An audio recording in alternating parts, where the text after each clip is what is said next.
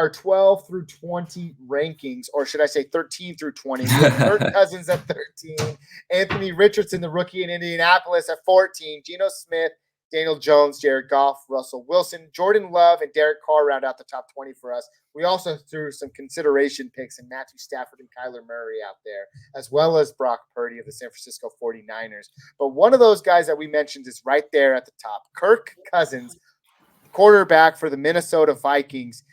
He is our consensus, I believe, we just put it up there. He's our consensus 13 quarterback off the board. I have him at number 8. Jacob Bartley is straight up disrespecting him at number 18.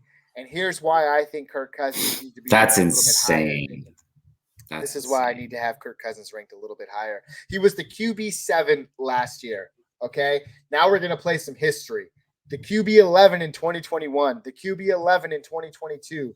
We have to go all the way back to 2019, Jacob, to when he was the QB18, where you currently have him right now.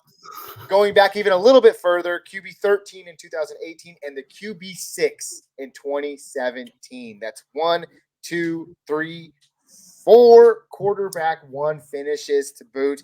He throws to the best wide receiver in football. You mentioned the connection with Burrow and Chase. Well, how about the connection that can only make you the number 1 overall fantasy football draft pick in Justin Jefferson? There's a connection there that shouldn't be gone unnoticed. They added Jordan Addison in the draft this year. The second-year continuity between him and head coach Kevin O'Connell, which, Jacob, if you didn't watch Netflix's Quarterback, I strongly recommend you do. It was a great watch. I'm not plugging Netflix here or anything. I don't like the price gouging and the password that they've done. So not that, but it was a good watch nonetheless. Him, Patrick Mahomes, and Marcus Mariota were featured this year, and it was really good. And there were really only 4 games last year where he didn't put up his average of 18 points per game, which meant he wasn't tanking your fantasy football team. He was reliable. He was consistent. And that's why I have him ranked as quarterback 8 going into the fantasy football season. Jacob, give me your thoughts. Look, I can't argue much with that, man. It's like, why? Look, it's just one of those situations where not just me, I mean, a lot of fantasy analysts rank him lower and he always finishes higher. And I think a lot of it has to do with, obviously, now at this point, it's Justin Jefferson carrying him, right? And so, like, it's kind of like the best quarterback in the league is going to support and elevate a mediocre wide receiver, right? But the best wide receiver in the league is going to elevate